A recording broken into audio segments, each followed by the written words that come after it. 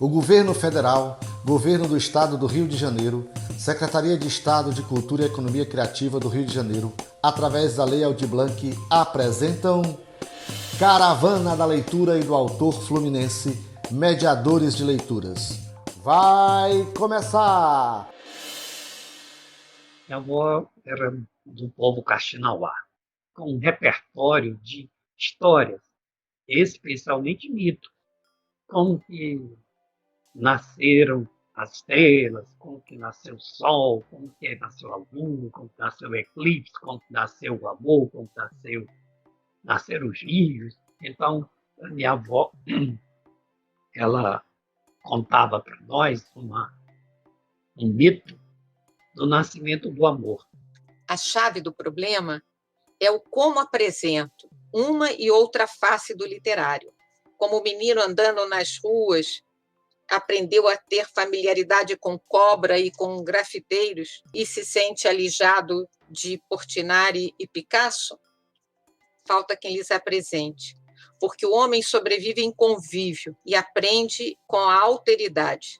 Nós somos mediadores permanentes uns dos outros, e os professores e educadores mais que os outros todos.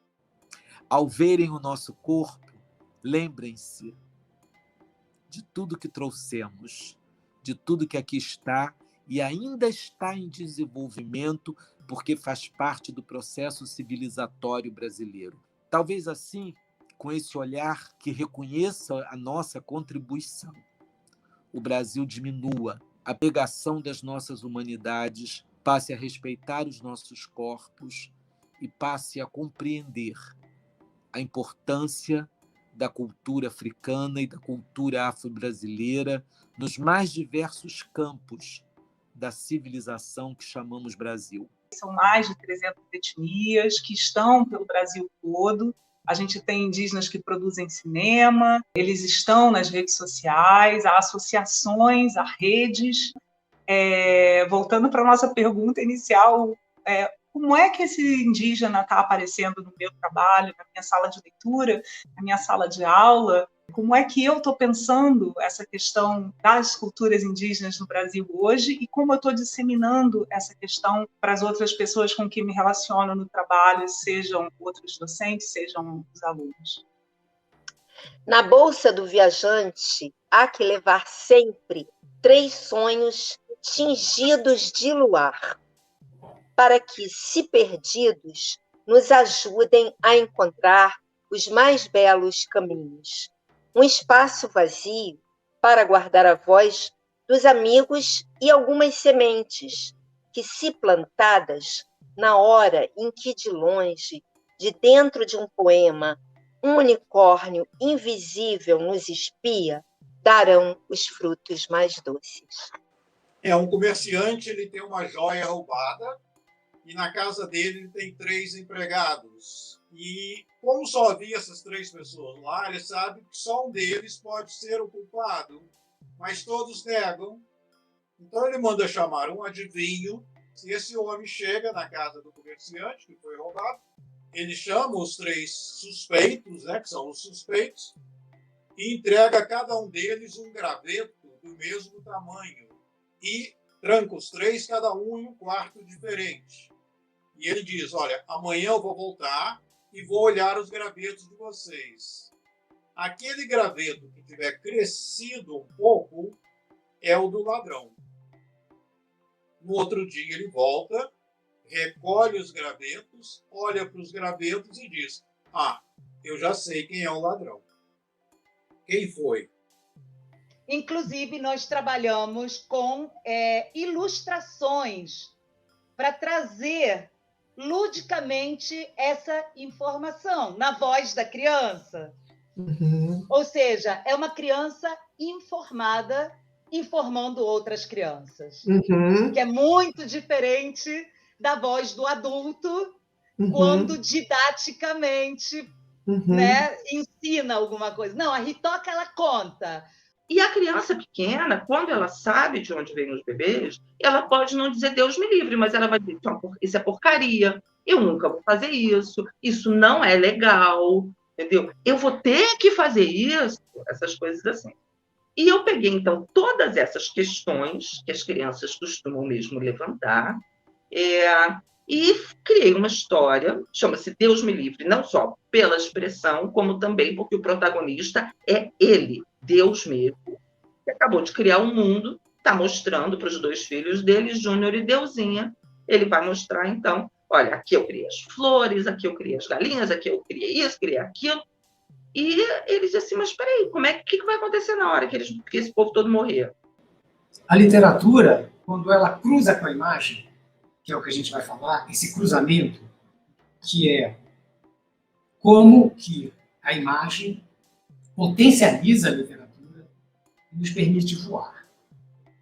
A gente pode falar que o texto conta uma história, a imagem conta outra história, e existe a história principal de todas, que é a história que o leitor constrói na cabeça dele. A primeira coisa que nós temos que fazer é escolher o conto, né? E esse conto, como dizemos também os contadores, deve nos apresentar também, porque o contador de histórias apresenta a história, mas a história também apresenta o contador de histórias. Então, tendo uma boa consciência, um autoconhecimento sobre o que você é, sobre o que você pode, sobre o que você quer, é daí que você vai tirar a sua escolha. Lutar, portanto, também contra a falência proposital do imaginário, conforme eu já falei. É de propósito, né? Esse aniquilamento do imaginário.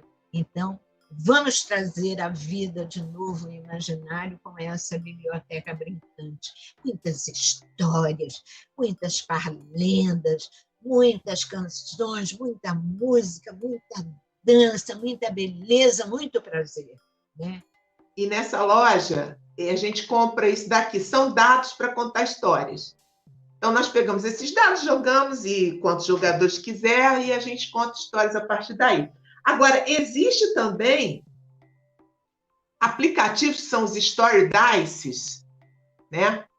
E esses dados de histórias são sensacionais, que você pode colocar no tablet, você pode colocar no seu celular, e você pode criar histórias utilizando esse aplicativo. E vai, meu elefante, pela rua povoada! Mas nem o querem ver. Nem mesmo, olha, para rir da sua cauda. É o Zíper, que ameaça deixá-lo ir sozinho. Quando viu Pedro Malas Artes ali agachado na beira da estrada, ele disse: "Ô Pedro, o que você está fazendo aí?" O Pedro começou, então, a segunda parte do plano dele. "Ih, coronel, o senhor não sabe o que aconteceu. Eu estava passeando por aqui, quando, de repente, eu vi, dando bobeira, um pássaro-lapão.